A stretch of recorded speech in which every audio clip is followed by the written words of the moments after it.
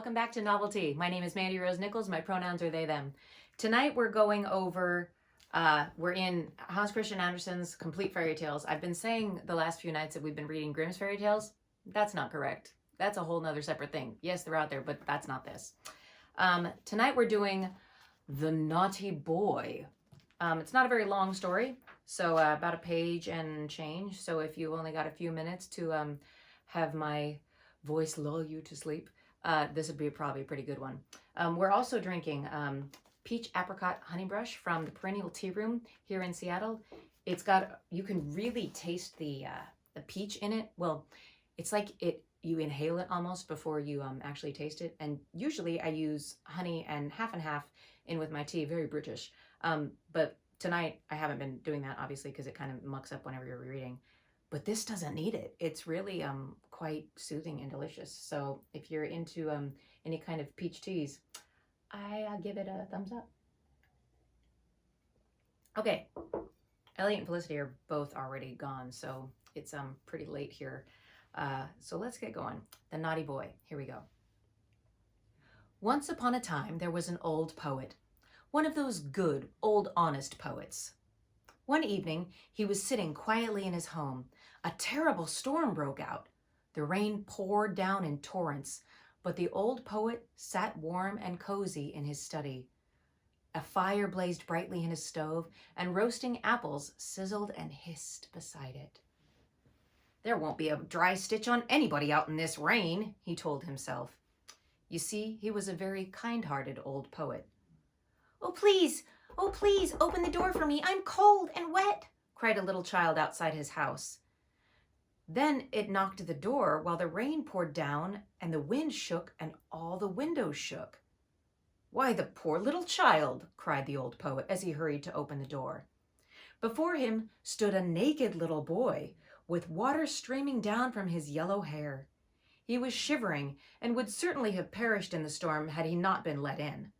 You poor little fellow, said the poet again, and took him by the hand. Come in, we'll soon have you warmed up. I shall give you some wine and a roasted apple, for you're such a nice little boy. And he really was pretty and nice. His eyes sparkled like two bright stars, and his hair hung in lovely curls, even though the water was still streaming from it.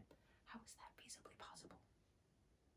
He looked like an angel, but he was pale and cold and shivering at every limb. In his hand, he held a beautiful little bow and arrow set, but the bow had been ruined by the rain, and all the colors on the arrows had run together. The old poet sat down quickly by the stove and took the little boy on his knee. He dried the child's hair, rubbed his blue hands vigorously, and heated some sweet wine for him. And pretty soon the little boy felt better. The roses came back to his cheeks, and he jumped down from the old man's lap and danced around the old poet. You're a cheerful little boy, laughed the old man. What's your name? My name's Cupid, was the reply. Don't you know me? There lies my bow, and I can certainly shoot it too. Look, the storm is over, and the moon is shining. Yes, said the old poet, but I'm afraid the rain has spoiled your bow.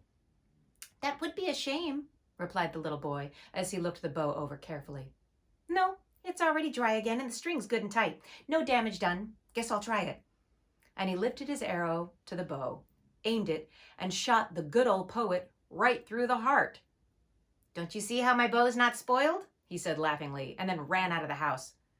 Wasn't he a naughty boy to shoot the good old poet who's been so kind to him? Take him to his warm room, giving him delicious wine and his best apple? The good poet lay on the floor and wept, because he really had been shot right through the heart. What a naughty boy that Cupid is, he cried. I must warn all the good children so that they will be careful and never play with him, because he will certainly do some of them harm. So he warned all the good children, and they were careful to keep away from that naughty Cupid. But he's very clever, and he tricks them all the time. When the students are going home from lectures, he runs beside them with a black coat and a book under his arm. They don't recognize him, but they take his arm thinking he is a student too. And then he sends his arrow into their hearts. And then when little girls are in church yet to be confirmed, he's likely to catch them and shoot darts into them. Yes, he is always after people. In the theater, he sits up in the big chandelier, burning so brightly that people think he's a lamp. But soon they find out better. He runs about the king's garden on the rampart. Once he even shot your father and mother right through the heart. Just ask them. You'll hear what they say. Yes, he's a bad boy, this Cupid. You'd better never have anything to do with him, for he's after all of you. And what do you think? A long time ago, he even shot an arrow into the heart of your poor old grandmother. The wound's healed up, but she'll never forget it. Saucy Cupid. But now that you know all about him, you know what a naughty boy he is. The end. That one's pretty accurate. I wasn't sure where it was going there for a second. I was like, am I going to be able to put this out on YouTube? I don't know. Maybe not.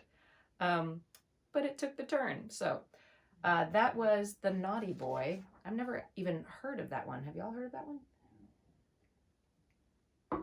Several of these I have, but not that one. Tonight we were drinking Peach Apricot Honeybush from the Perennial Tea Room here in Seattle. If you're into like fruit teas, it's quite nice. Elliot's asleep. Felicity's asleep. We've got our jammies on. Thanks for joining us, friends. Good night.